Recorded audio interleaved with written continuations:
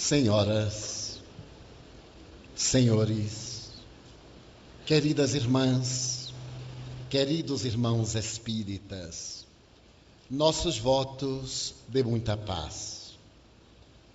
O admirável psiquiatra austríaco Viktor Frankl, considerado um dos pais da psicologia humanista, após haver estado em vários campos de concentração, de trabalhos forçados e de extermínio, durante 4 anos na Segunda Guerra Mundial, ao retornar à sociedade, fez uma panorâmica dos conflitos que aturdem o ser humano. Analisa Viktor Frankl que o índice de suicídios no campo de Auschwitz era relativamente mínimo. Aquelas pessoas que viviam condições subhumanas lutavam para sobreviver. Haviam perdido praticamente tudo: familiares, bens, a dignidade humana. E apesar disso, empenhavam-se em sobreviver aos maltratos e à hediondez, porque as suas vidas eram portadoras de um sentido. Ao retornar a Viena e recomeçar a sua clínica de psiquiatria, após haver perdido a mulher desde a entrada no campo de Auschwitz, Viktor Frankl procurou dar uma mensagem ao mundo que estivesse carregada de otimismo, de esperança, e perguntava-se por que a criatura civilizada, com tantas comodidades científico-tecnológicas, por qualquer motivo, procurava desertar da vida, mergulhar no abismo covarde do suicídio. Quando o paciente chegava-se até a sua terapia e lhe falava: doutor, por pouco não me matei, ele contra-interrogava: e por que não o fez? A pessoa apresentava um choque e redarguía: porque eu tenho razões para viver. O senhor acha que eu me deveria ter matado? Não, eu não acho nada. Eu apenas desejo saber por que você não atendeu ao impulso covarde da fuga. Porque tem uma mulher, um filho, tem um ideal. Então, ele realizava a terapêutica partindo da conclusão do próprio paciente. E estabeleceu que a nossa vida tem um sentido existencial: a busca da felicidade. A busca da felicidade, eis a meta pela qual nos encontramos na Terra. Para entendermos, no entanto, o que é felicidade, recorramos a uma breve história da filosofia. A filosofia nasceu para explicar à criatura humana a sua própria realidade, as suas ambições, as suas metas, os seus anelos. E para poder explicar a razão de ser da vida, os filósofos mergulharam em interrogações a respeito da morte.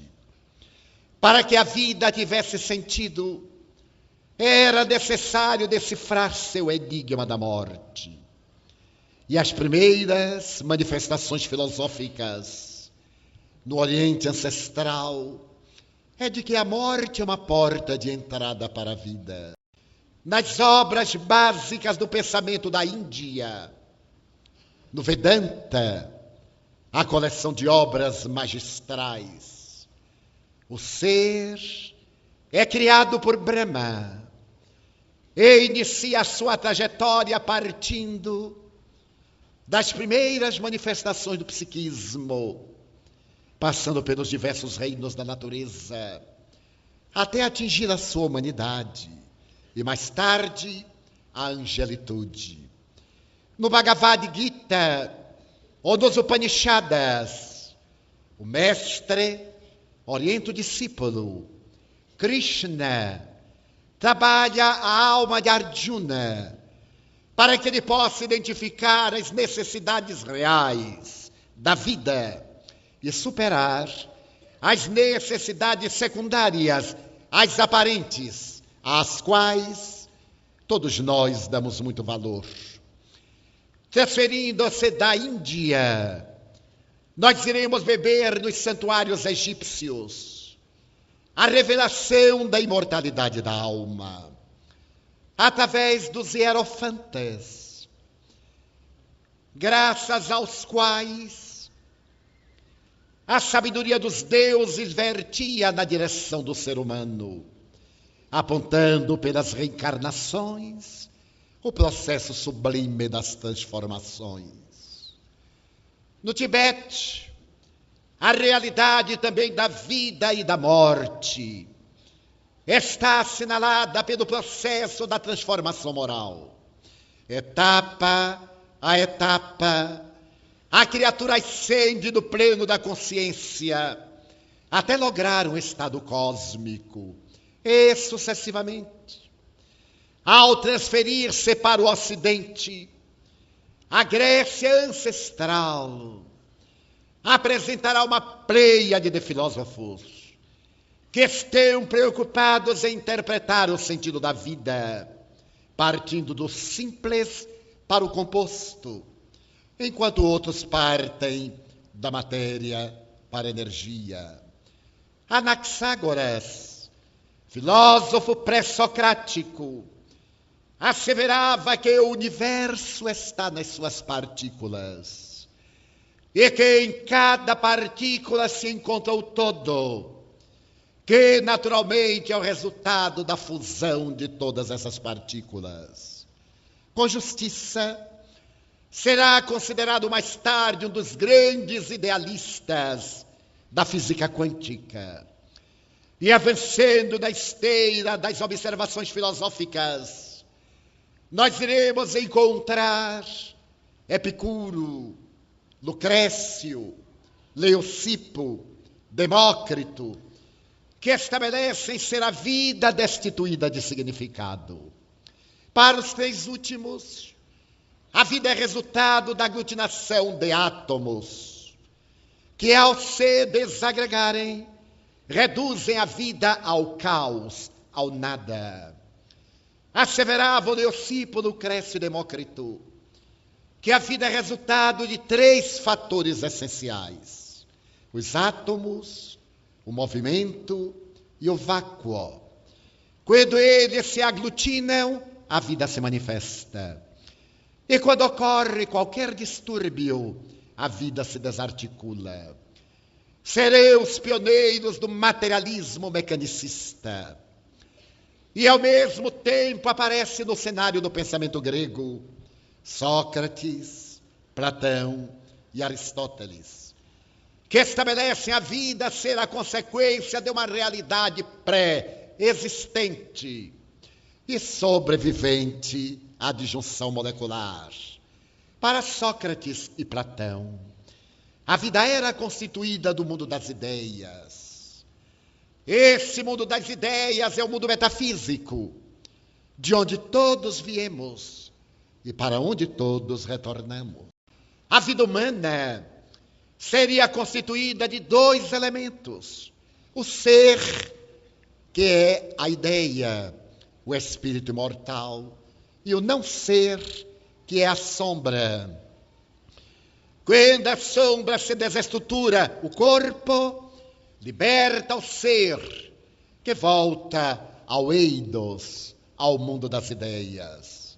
Por isso mesmo, preconizavam a reencarnação, a comunicabilidade dos espíritos e a ética moral como sentido da vida.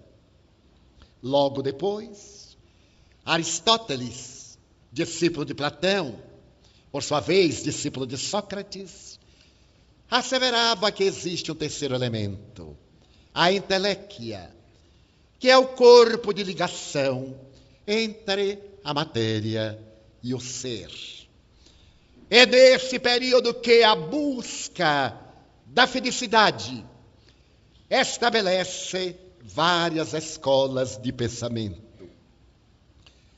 A primeira escola é a de Epicuro. O grande filósofo diz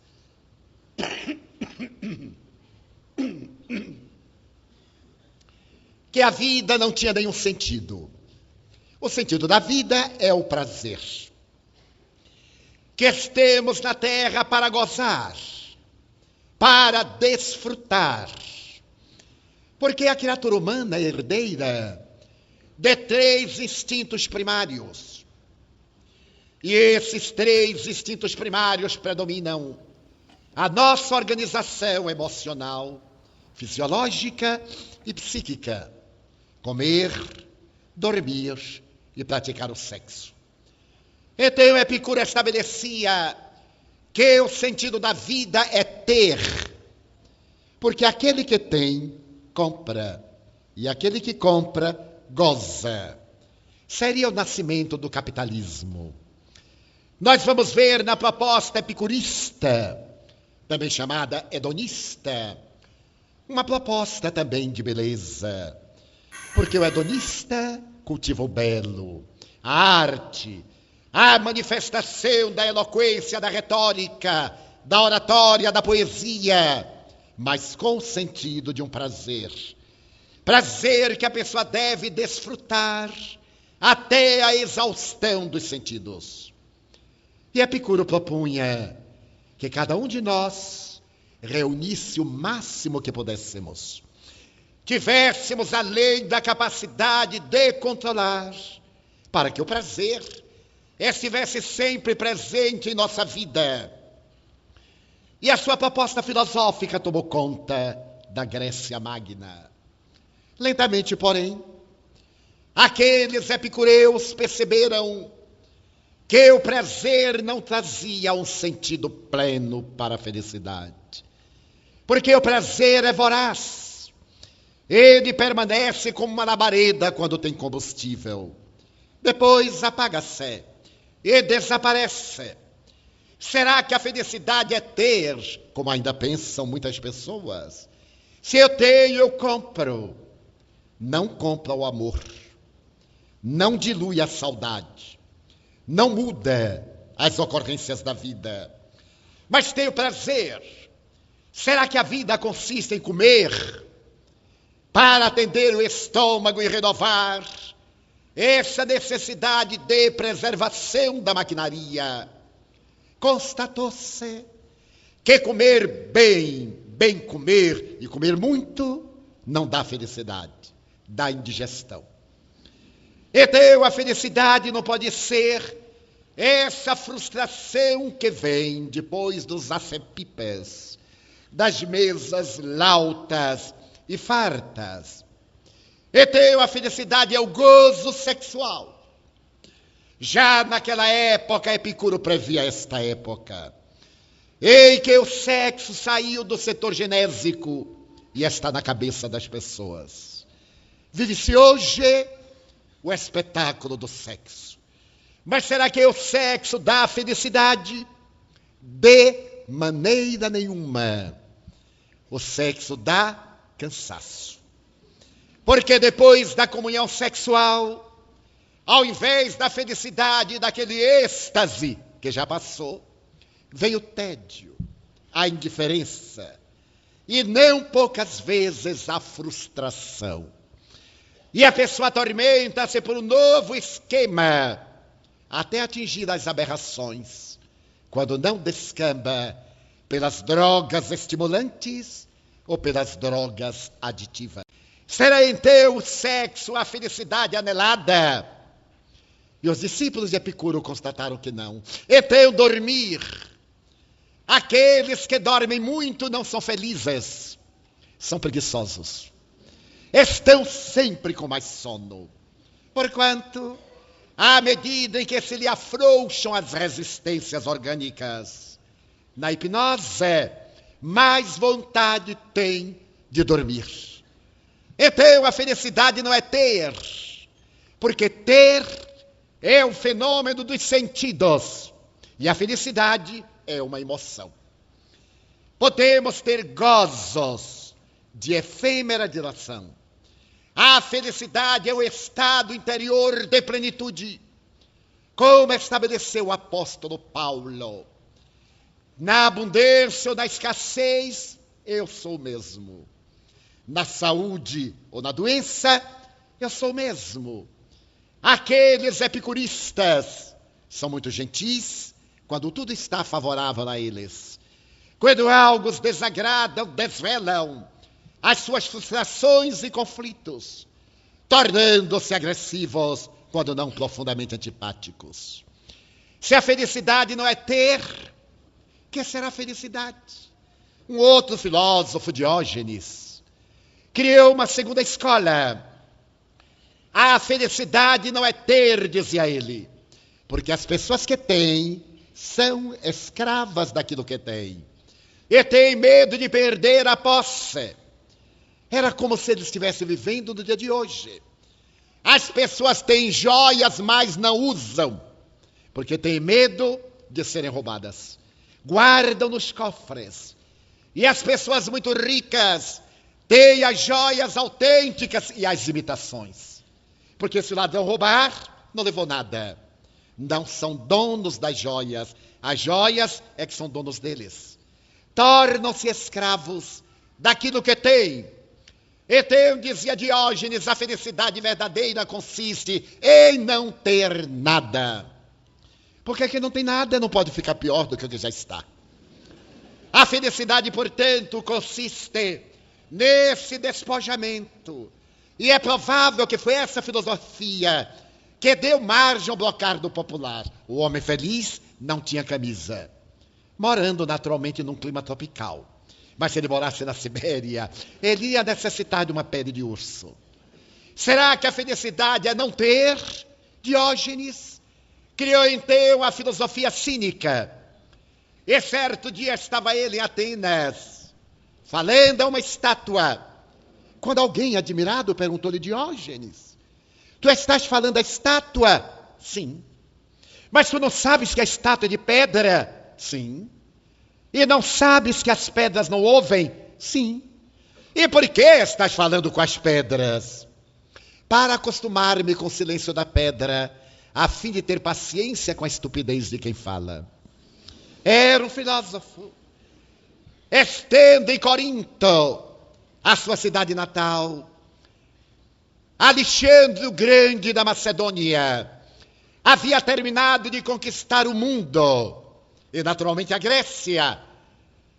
E ao chegar a Corinto, soube que Diógenes ali vivia. Alexandre era discípulo de Aristóteles, que absurdo, e amava a filosofia de Diógenes, que paradoxo. Desejou então ter um contato com Diógenes e pediu ao governador de Corinto que levasse Diógenes à sua galera, que estava ancorada no porto. O governador correu à casa de Diógenes, uma casa miserável nos arredores da cidade, e encontrou o filósofo que escrevinhava no chão, no pó. Então o governador disse-lhe: Diógenes, Alexandre Magno, o conquistador do mundo, quer conhecer-te, e mandou pedir-me para que te leve até ele. E se eu não te levar, ele arruinará toda a cidade de Corinto, não deixando pedra sobre pedra. Vem comigo. E Diógenes disse: não vou. Mas Diógenes é Alexandre, o conquistador da terra. Ele quer conhecer-te, mas eu não quero conhecê-lo. Mas ele quer que tu vás lá, mas eu não vou. Se é ele quem quer me conhecer, que venha cá. Mas Diógenes, ele mandou dizer que destruirá Corinto. Aleluia! Que destrua, porque aí não teremos mais medo de outro monstro igual a ele. Ficaremos em paz. E não foi. Quando Alexandre soube, achou isso notável, a coragem do filósofo, e resolveu então visitá-lo. Foi com seus generais à sua corte E ao chegar à casa em que estava Diógenes, Alexandre abriu os braços à porta e, olhando o filósofo ali aos pés, trago-te, disse ele, metade do mundo. Venho dar-te metade da terra. Venho convidar-te para que governes o mundo comigo. Eu serei o governador militar. E tu serás o filósofo que me dirás o que eu devo fazer. Todos estavam emocionados, os bajuladores. Diógenes levantou-se com desdém, deu-lhe um empurrão e disse, Senhor, não me tome aquilo que não me pode dar. E saiu. Alexandre ficou a reflexionar o que era que ele estava tomando daquele miserável. E percebeu que, estando à porta, projetava a sombra, tomava o sol. E o sol, ele não podia dar a Diógenes. Alexandre desculpou, viajou, morreu 3 anos depois. E Diógenes sobreviveu por muitos anos. Então ele dizia que a felicidade é não ter nada. Mas será que não ter nada dá felicidade? No mundo tão agitado, cheio de problemas, de desafios, de necessidades, pelo menos aquele mínimo para uma vida digna. Mas, infelizmente, Diógenes tem alguma razão. Porque existem pessoas que são escravas do que não têm. E isso é... Eu fui funcionário público. Deus me deu esta honra. Porque ser funcionário público no Brasil é mais do que uma honra, é uma aprovação. E Deus coroou-me de expiação. Tornou-me chefe de seção. Ser chefe de seção de repartição pública no Brasil é karma. No dia que eu tomei posse, os meus colegas fizeram uma festa. Esses salgadinhos que ninguém aguenta mais. Aqueles refrigerantes gasosos que ninguém aguenta mais. Mas era uma festa. Eu deveria ter ficado contente e calado a boca. Mas caí no atrevimento de perguntar: vocês estão contentes porque eu me tornei chefe de seção? Estamos, Divaldo. Deveria bastar-me, mas não me bastou. E eu perguntei por quê? Porque você é espírita. Eu era o único no edifício de 14 andares. Eu perguntei, mas que tem a ver o espiritismo com a chefia de seção? É que você, como espírita, não vai nos marcar falta. Porque é falta de caridade. Então, estamos felizes.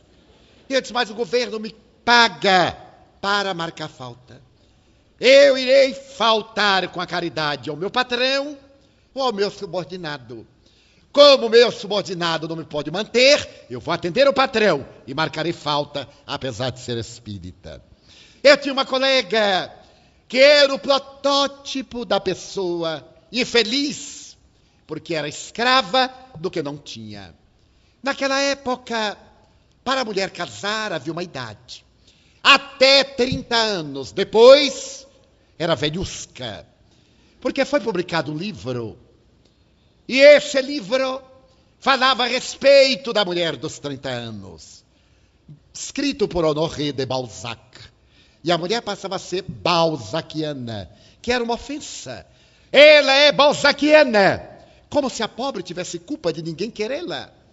O homem não. O homem era solteiro. Mas a mulher era solteirona. Era depreciativo. E a minha colega estava com 29 anos e não era casada. Então ela me dizia, Divaldo, eu só serei feliz quando me casar. Porque naquela época, para a jovem, a felicidade era o casamento, que era o emprego. O marido trabalhava para ela. Agora, a felicidade é separar, porque ela é autossuficiente do homem e não quer ter problema de sustentar o marido.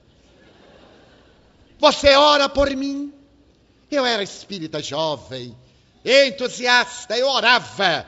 Tinha caderneta, tinha papelzinho, tinha tudo.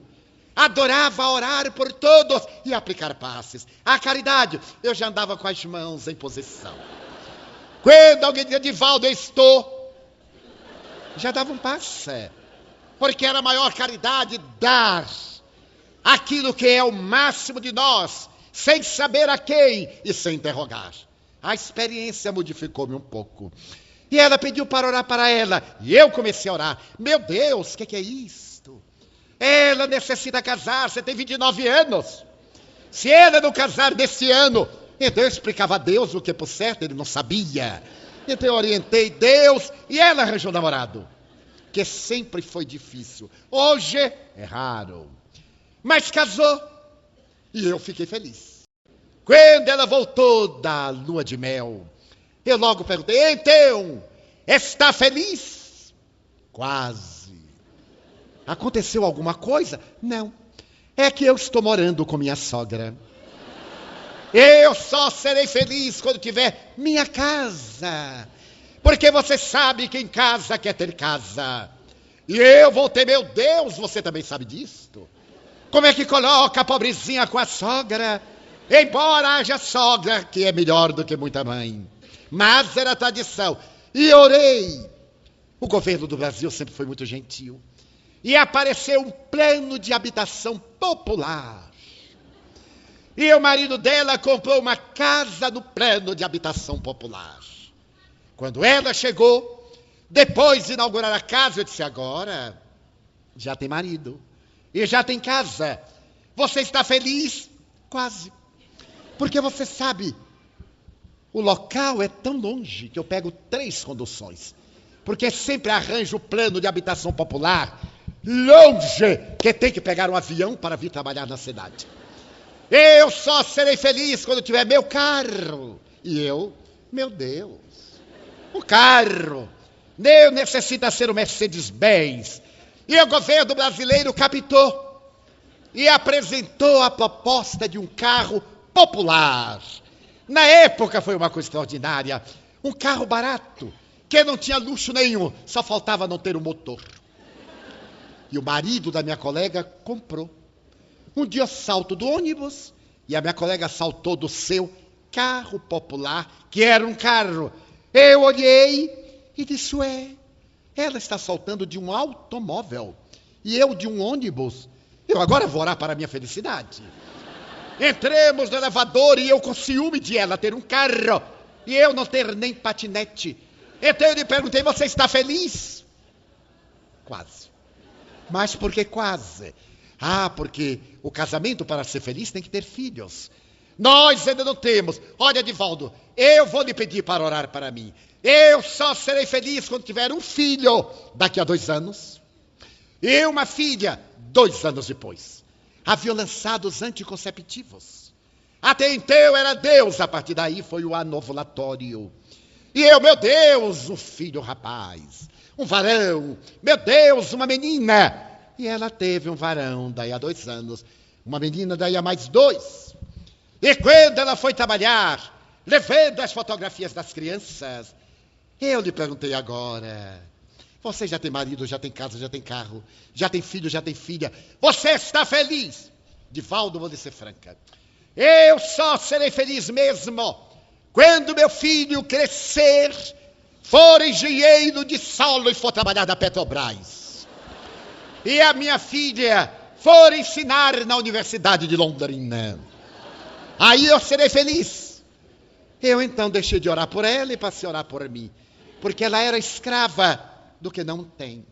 Joana de Ângeles, Espírito, esclarece.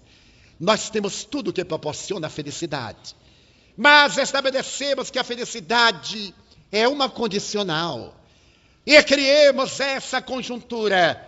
Eu só serei feliz quando? Perdendo os melhores momentos de felicidade. Eu só serei feliz se. E perdemos as melhores horas de felicidade. Então a felicidade não é a falta de recursos. Que será a felicidade? Um terceiro filósofo, Zenão de Cício, estabeleceu que a pessoa é infeliz porque tem medo. Tem medo de perder o emprego, de perder o namorado, de perder o marido, de perder a saúde. Tem medo da doença, tem medo da morte. Uma verdadeira filosofia de felicidade é estoica, em que a pessoa enfrenta a vida com estoicismo, com coragem, com elegância, com elevação. E a doutrina do mestre Zenon ofereceu vultos grandiosos à história da humanidade. Marco Aurélio, imperador de Roma, era estoico e escreveu seus aforismas em campo de batalha, matando os inimigos, o que é um paradoxo. Nero foi educado por um estoico. O estoicismo brilhou, mas nós não podemos viver na expectativa do esforço para vencer a dor física, porque de repente vem a dor moral, a ausência de um ser querido, como preencher a lacuna da saudade. Por mais estoicismo, esse vazio existencial que o poeta Stevenson definia como a presença do ser ausente, a ausência do ser presente.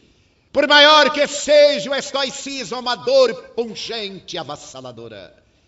Que será a felicidade? Interrogou-se, e Sócrates estabeleceu o que é a felicidade.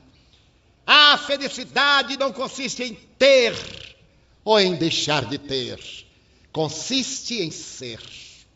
Ter mais para atormentar-se é secundário e pior. O essencial é ser mais e cada vez melhor. Então Sócrates pregava a filosofia idealista.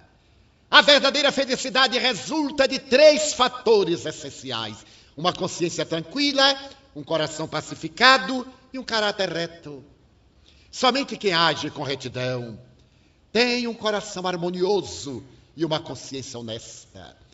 E de tal forma Sócrates pregava o idealismo que Platão estabeleceu e Allan Kardec colocou, que eram ambos precursores do cristianismo e do espiritismo.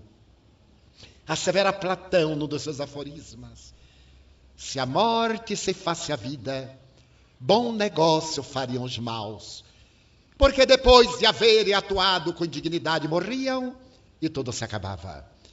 Mas para eles não é exatamente assim, porque a vida continua e eles serão chamados à consciência, à prestação de contas.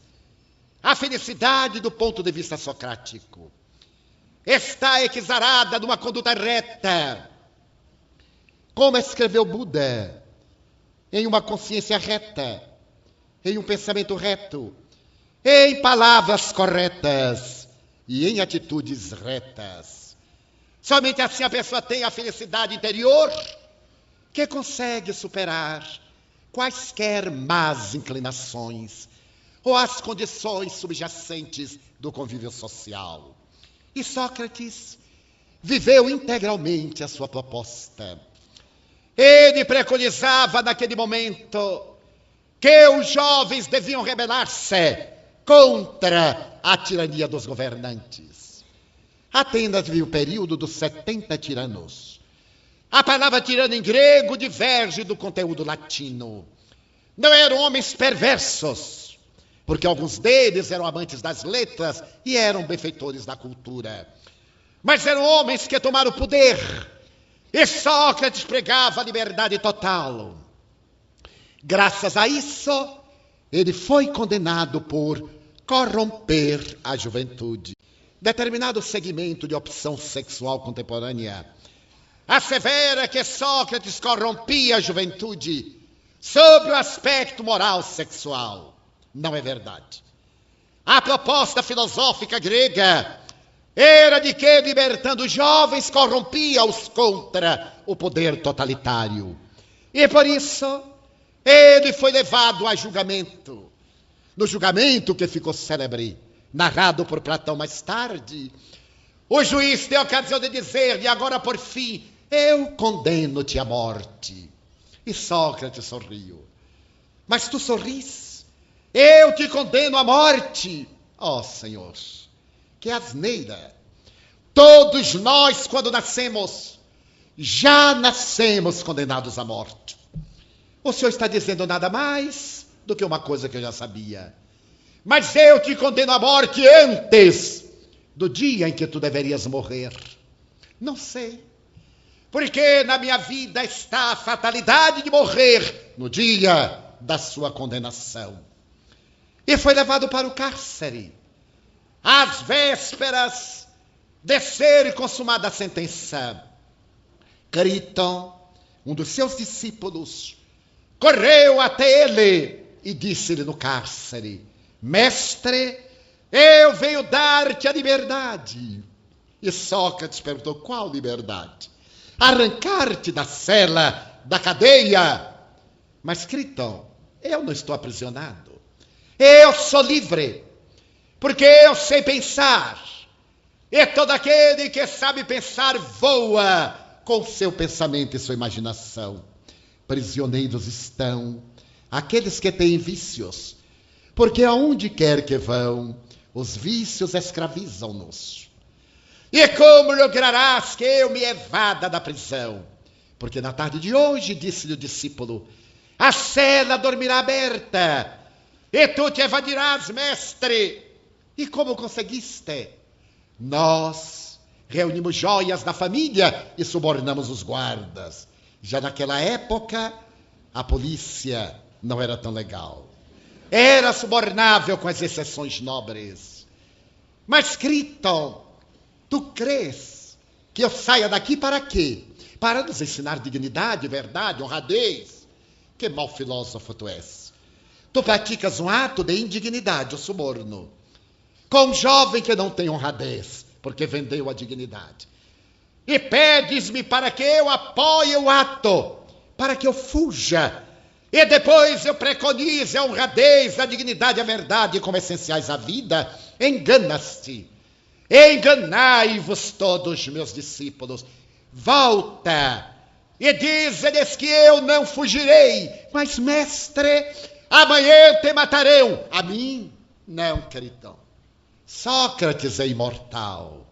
Rasgarão o corpo, mas é uma indumentária. Sócrates viverá. Volta. E diz-lhes que Sócrates é livre e viverá. No dia seguinte, no pátio da prisão, diante de testemunhas, quando o soldado lhe trouxe um vasilhame de alabastro com cicuta para matar 10 cavalos, o soldado comoveu-se, olhou para aquele homem e disse-lhe: Senhor, ainda tenho 1 hora. Ele disse: 1 hora é tão pouco para quem tem a eternidade. E bebeu a cicuta. Quando começaram os estertores, Críton arrebentou a defesa policial, correu até o mestre, ajoelhou-se-lhe aos pés e gritou: Mestre, aonde queres que nós sepultemos o teu cadáver? Ele ouviu, e graças a um esforço quase inimaginável, ele trouxe à consciência a resposta e disse: o cadáver joga-o em qualquer lugar, porque Sócrates não está mais dentro dele. Críton, não te esqueça de pagar um galo a Asclépios, que eu estou devendo. Asclépios era o deus da medicina e não morreu. Entrou na eternidade cheio de vida. 2.340 anos quase depois, ei-lo aqui entre nós, falando a respeito da felicidade de Sócrates.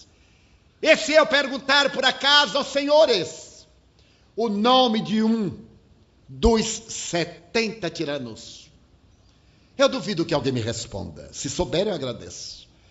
Porque a história não registrou nem o nome do soldado que ele levou a cicuta, mas do homem integral, do homem feliz, do homem livre. A história guardou toda uma proposta filosófica a respeito da felicidade. Quando nós temos beleza, tudo é maravilhoso. Eu tive uma amiga que se casou e foi em pleno inverno a uma cidade formosa do Rio Grande do Sul. E ali ela me mandou um cartão de Gramado. Estava defronte do Lago Negro e me descrevia a sua felicidade. Você não imagina a minha felicidade. Estou casada, meu bem está aqui comigo.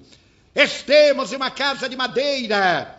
Cai neve lá fora. O lago está gelado.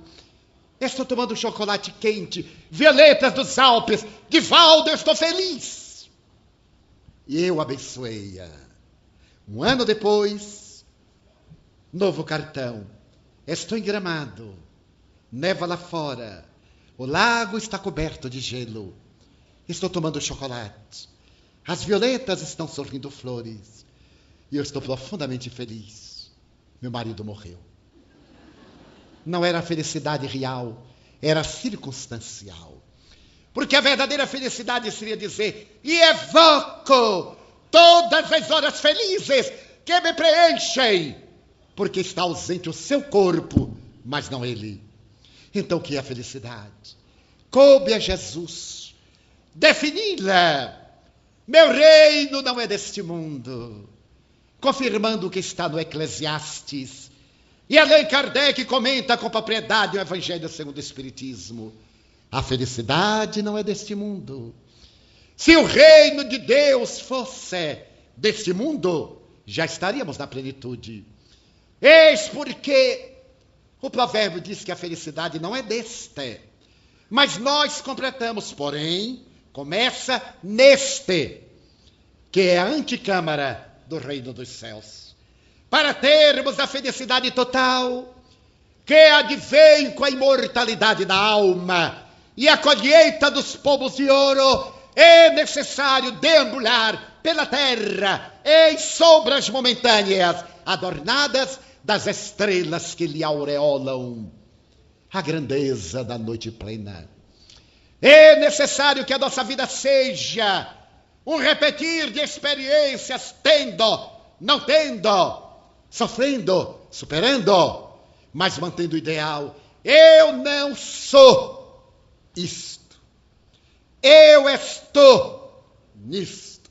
Porque eu sou imortal e isto é transitório. A felicidade, portanto, é um estado de emoção. É uma conquista psicológica. Podemos ser felizes durante a dor, sem qualquer masoquismo. Podemos ser felizes na solidão, preenchendo-a de beleza. Aliás, os momentos de plenitude são solitários. Quando nós podemos preencher a soledade de emoções superiores, uma música evocativa que nos enriquece de harmonia, uma paisagem, um cromo indescritível que nos colore de beleza. Jamais me olvidarei de uma vez, viajando na Espanha, de Madrid a Toledo, nas minhas primeiras viagens, de repente eu vi uma paisagem como nunca a houvera visto antes. E pedi ao amigo que me conduzia de automóvel, por favor, para o carro. E ele, neurótico, me perguntou: para quê? Para olhar as papoulas. Era um campo de papoulas. Eu nunca havia visto uma papoula real no Nordeste. E ele falou: Divaldo, isso é mato. Mas eu quero ver o mato. Mas perder tempo, nós temos compromisso em Toledo. Eu olhei discretamente o relógio e perguntei: a que horas? Ele disse: às 20 horas. E quantos minutos faltam para chegarmos a Toledo? Uns 40 minutos. Mas ainda são 10. Ainda temos 10 horas. Para que chegarmos a Toledo para eu me intoxicar de monóxido de carbono? Para ficar atropelando gente e ser atropelado? Se aqui eu tenho a paisagem rica de oxigênio, pare o carro, por favor. Ele parou a contragosto.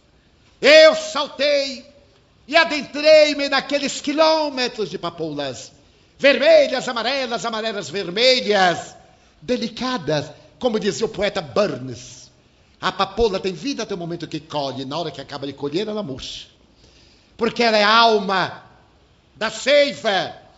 Então eu andei uns 200 metros e sentei-me naquele oceano, ficando a cabeça de fora. E emocionei-me. Quando eu estava emocionado, o Espírito Joana de Anjos apareceu-me e disse-me: meu filho, as flores são o autógrafo que Deus coloca na sua obra, para que todos saibam quem é o autor. Eu então saí emocionado. Quando cheguei à orla da estrada, meu amigo neurótico estava sentado, apoiando os cotovelos nos joelhos, com lágrimas nos olhos, e me disse: eu nunca tinha visto as papoulas. Claro que eu as vejo quando passo. Nessa febre, nessa sofreguidão, para lá, para cá, eu venho 3 vezes por semana a Toledo. Mas agora, sempre que eu passar por aqui, eu pararei na primavera para ver as papoulas em homenagem à beleza que você colocou nos meus olhos. O mesmo me aconteceu quando, visitando por primeira vez o interior de São Paulo, eu vi uma árvore forrada de flores brancas, outra amarela, era ipê. Eu nunca tinha visto. Eu pedi ao chofer para parar. E ele perguntou, por quê? Por quê? Não furou o pneu? Eu digo, mas vai furar, para. E aí eu fiquei embaixo daquele dossel de algodão, emocionado, a beleza indescritível. E ele disse, que bobagem. Veio um vendaval, derruba tudo. Eu digo, antes que venha o vendaval, eu desfruto. Eu não sou aquele que vem depois da tragédia. Eu chego antes para colher as sementes e evitar que a tragédia desencadeie a sua adaga fatal. Era um pessimista, mas ele não tinha beleza. Era um amargurado, cheio de conflitos. E eu lhe disse, sempre que você veja o ipê, a partir de hoje, você vai parar o carro ou dar um adeus, em homenagem à nossa amizade. Ele hoje é colecionador de orquídeas. Tem quase 200 espécies. E algumas, por ele mesmo, trabalhada artificialmente, esses tipos novos. Então, isso é felicidade. Nada pode mesclar a ingratidão de uma pessoa. Não quis um momento de pressa. Quando conseguimos voar nas asas da oração. Quando é possível sair do mundo sensorial para o extrafísico, na direção da espiritualidade. Quando temos um gesto de ternura, um ato de amor, quando nos é possível ser útil, ter a fortuna da bondade para reparti-la. Emoção de felicidade. Podemos até dar dinheiro a mãos cheias, sem emoção. Isso será generosidade, talvez humanitarismo, talvez solidariedade. Mas a caridade, que é a atriz da felicidade, deve estar apoiada no sentimento de amor. Contou-me Chico Xavier, que visitando uma das suas pacientes, que era pedidora de esmolas da cidade de Pedro Leopoldo, e a quem ele socorria com periodicidade, ela, no momento in extremis, segurou a mão do venerando apóstolo e disse-lhe, Chico, eu tenho um tesouro nesta casa humilde e guardei-o para doá-lo a quem a vida inteira me atendeu. Guarde-o no seu coração, use-o nas horas difíceis. Eu tenho embaixo do travesseiro. É um tesouro incalculável, de valor. E quero dar a você, Chico, para que em qualquer momento da sua vida ele o enriqueça, quando a carência for-lhe muito maior. E como trêmula e suarenta da presença da morte, tirou um envelope sujo e amassado e colocou na mão do apóstolo da mediunidade. Chico Xavier comoveu-se, sepultou-a depois, e chegando a casa, ele orou por aquela mulher agora na espiritualidade, e foi ver o tesouro que era. Abriu o envelope, e lá estava uma página impressa. Prece de Caritas, que todos ouvimos muito bem apresentadas na oração inicial.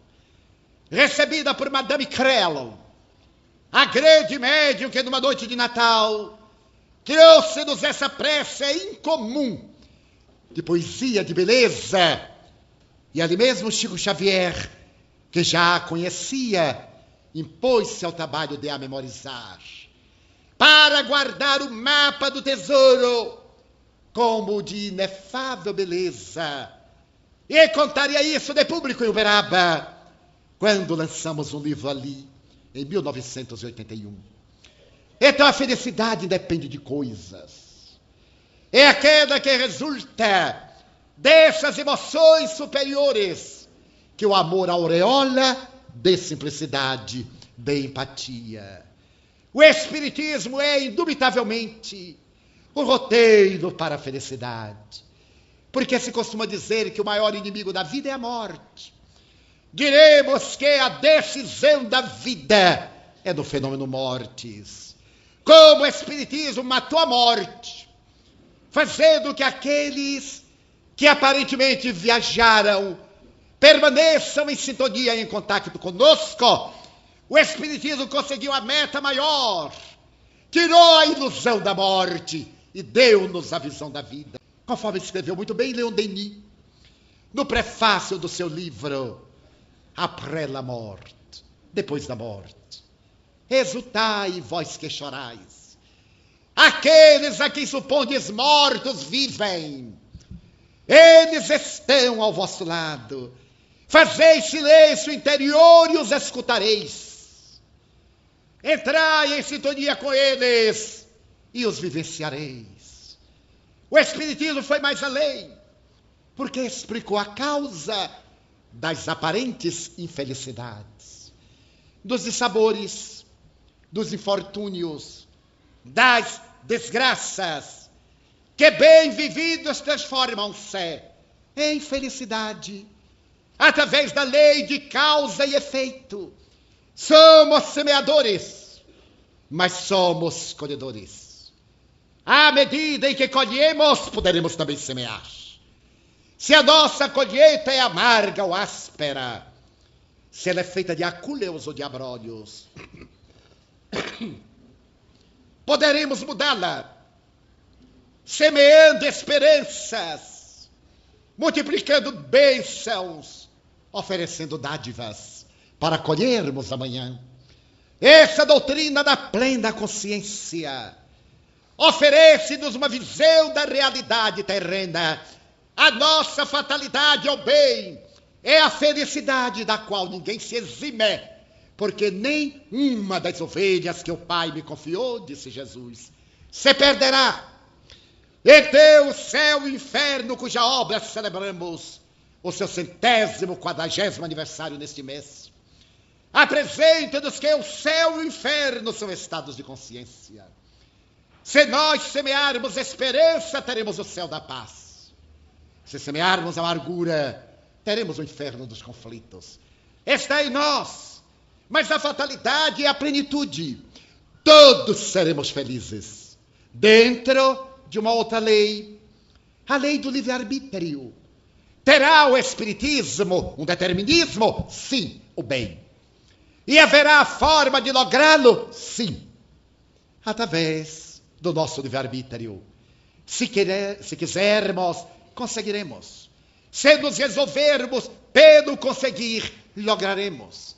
Temos a opção do que decorrem duas leis: a lei das provas e a lei das expiações. Se elegemos o bem, avançaremos. Se elegemos o equívoco, passaremos por outras provas para sermos avaliados. As provas são os sofrimentos. Se nos mantivermos rebeldes, agressivos, experimentaremos a expiação, que é o cárcere no qual nós mudaremos de atitude. Pelo impositivo da lei, ninguém será infeliz sempre. Ninguém veio à terra para sofrer. Todos estamos na terra para reparar enganos, para corrigir conflitos, para reeducar-nos. É por isso que a filosofia espírita, racional, lógica e profunda, é uma filosofia otimista, que Joana de Ângeles sintetiza na frase que considero lapidar: quem encontrou Jesus no Espiritismo nunca mais é o mesmo. Porque aquele homem afável, gentil e nobre, estoico e bom, ao ser encontrado, impregna quem o defronta, e a partir daí a pessoa nunca mais é a mesma. Dessa forma, sintonizando com o Espírito do Cristo, coloquemos o amor como normativa para a nossa felicidade. O amor desenhará para nós as consequências da nossa vida. Para concluir, eu havia terminado uma conferência na cidade de Santa Mônica, na Califórnia, nos Estados Unidos. E no momento em que me aprestava para seguir a casa com os meus anfitriões, esses disseram-me: nós temos um convite para fazer o lanche na casa de uma família americana. Esses americanos, os matrimônios, estão frequentando e estão com muitas perguntas. Gostariam de um encontro mais informal, mais íntimo. Você aceitaria? E eu disse: desde que não vamos muitas pessoas. Porque às vezes colocam tantas pessoas que a gente não pode conviver com ninguém. Faz uma mesa enorme, só podemos conversar com os que estão ao lado. E os outros ficam algo abandonados. Não, nós seremos 8. Muito bem. Nós fomos. Eu não poderia imaginar o local para onde íamos. Era a cidade de Bel Air, a cidade dos artistas, o terreno mais caro da América, as mansões mais suntuosas. E eu disse de mim para comigo: Deus meu, tenha misericórdia de mim, porque eu sempre consigo cometer uma gafe homérica. E naquela recepção, a gafe em inglês ainda seria pior. A minha primeira gafe foi quando fui a uma casa muito rica, em Salvador, uma mansão opulenta, e fui recebido por mordomo. Mordomo em Salvador era uma aves raras. E o mordomo, muito gentil, inglês. Quando eu cheguei, ele fez um gesto lá qualquer. Eu pensei que estava me saudando, apertei a mão do mordomo.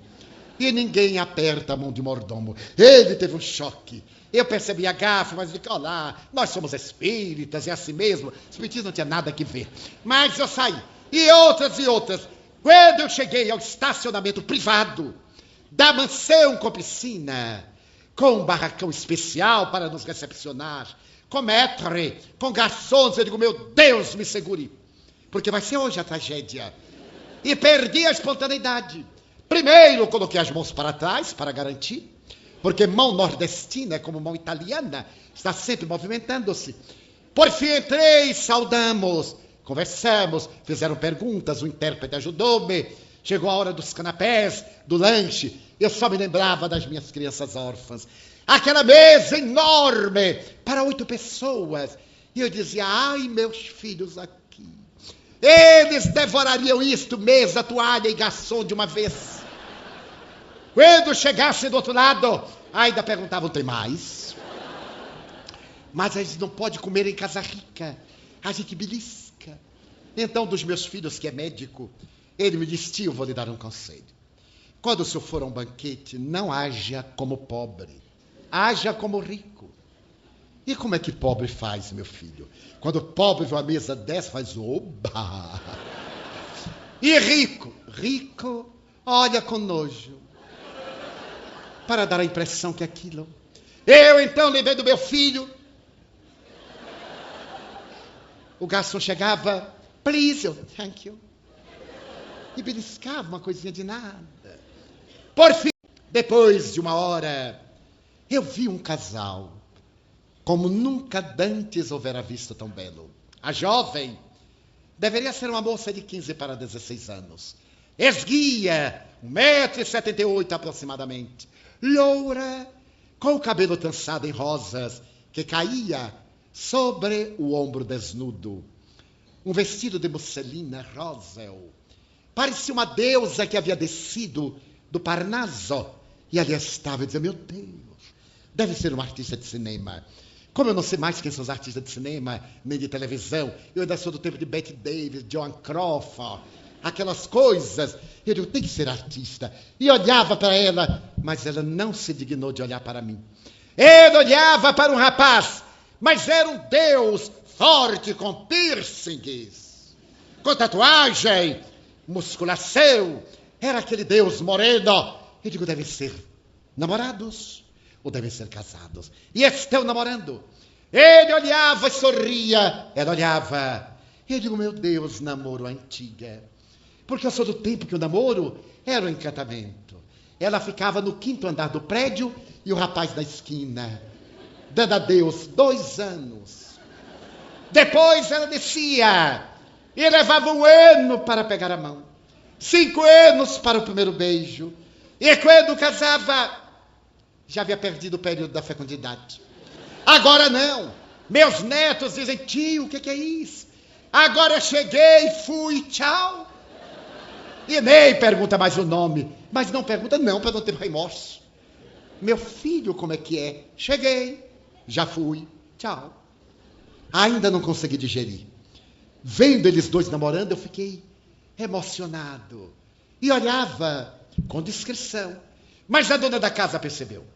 Acercou-se-me e me perguntou, que tal os meus filhos? Ah, ele está casado com ela? Porque ela é sua filha. Os dois, senhor Franco. Ela percebeu meu espanto, porque ele era muito moreno. E não era de praia. Ela disse, ele é a herança do meu bisavô. Meu bisavô elegeu uma escrava. E nós temos uma cota de sangue negro, que para nós é uma honra. Meus filhos amam-se. Gostaria de conhecer-lhes a história, mas como não? Chamei o intérprete, para não perder nada. E ela disse-me, meu filho tem 21 anos. Marc. Ele nasceu e tornou-se o rei da nossa casa. Nós somos uma família próspera, como o senhor nota. Meu marido é executivo da firma Y, é presidente da firma. E nós sempre tivemos uma vida muito regalada. Marc, nos 5 primeiros anos, era o rei. Quando eu me senti grávida. E lembrei-me que um segundo filho, depois de um largo período em que o primeiro é o rei, sempre gera ciúme. Consultei um psicólogo amigo e ele me disse, prepare-o desde agora. Vá falando devagar para ele acostumar com a ideia. Eu cheguei a casa e disse-lhe, Marco, eu quero dizer-lhe que ele vou dar um presente daqui a 7 meses. 7 meses, mamãe? Quando são 7 meses? Quando? Ora, Marco. É amanhã, de amanhã, de amanhã, de depois de amanhã. E vai demorar 7 meses. E qual é o presente? Eu vou lhe dar um irmãozinho. Irmão? Eu não quero.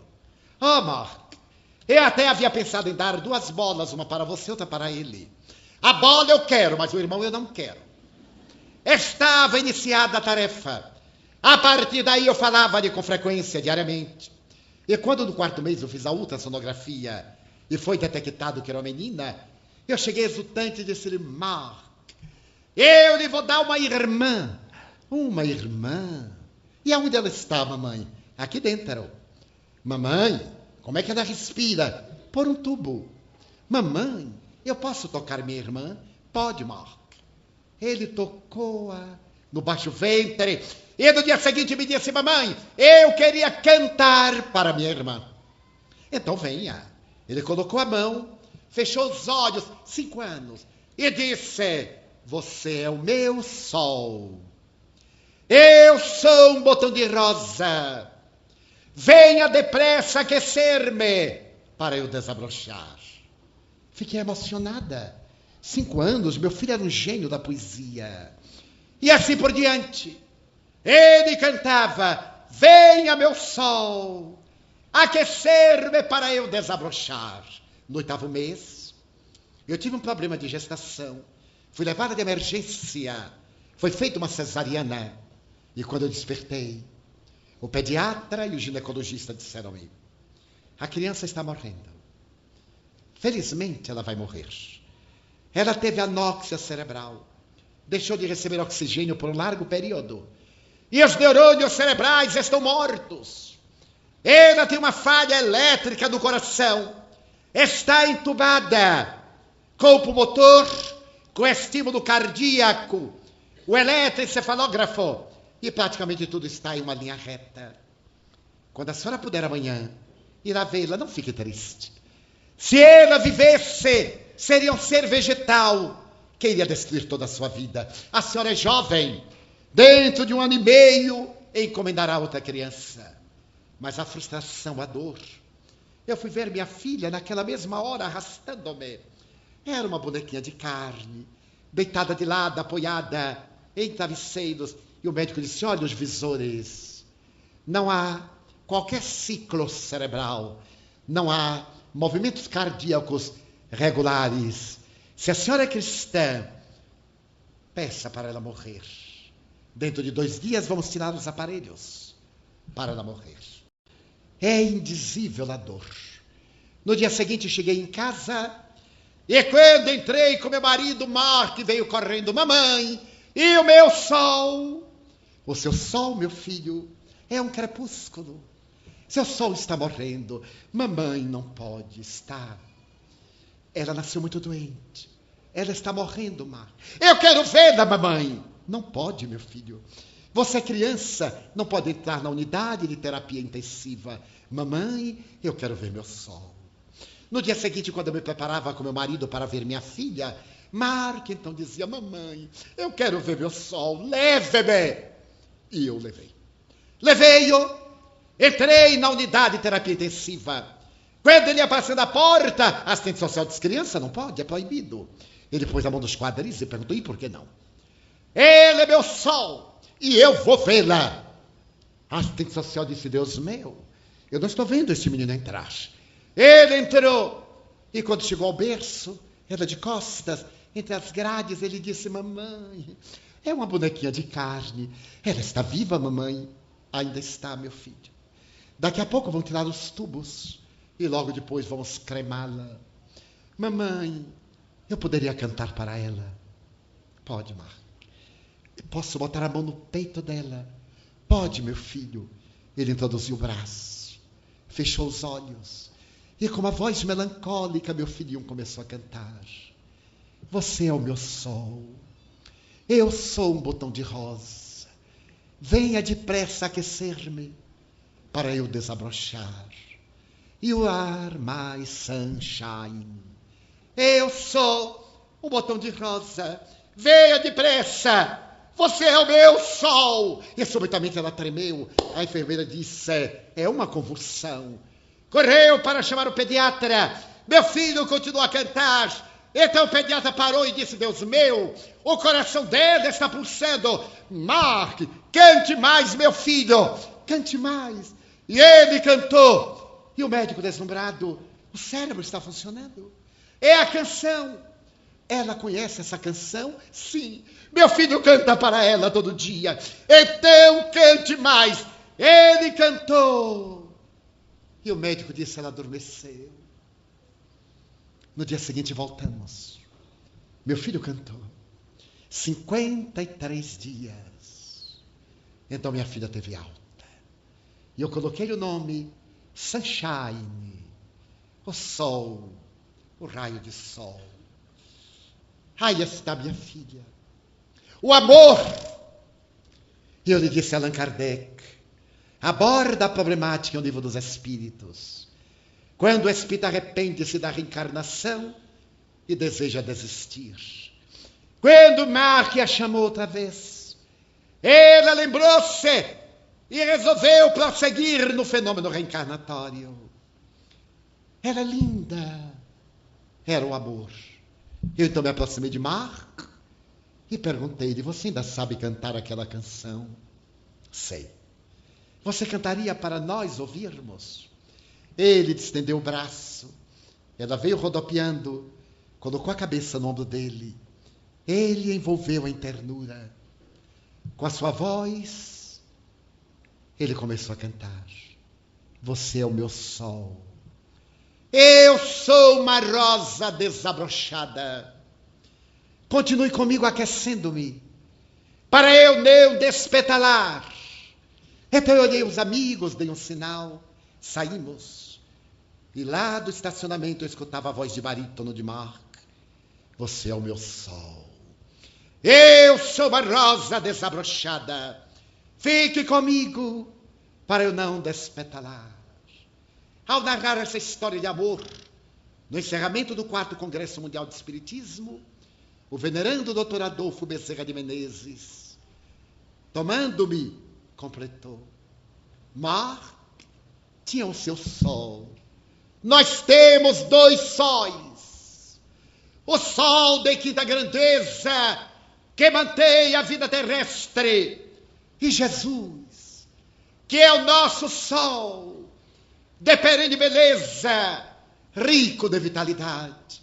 Então, nas horas difíceis do infortúnio, quando a felicidade parecer escassa, digamos: venha, meu sol, preencha as lacunas da minha vida, Você é o nosso sol, Jesus.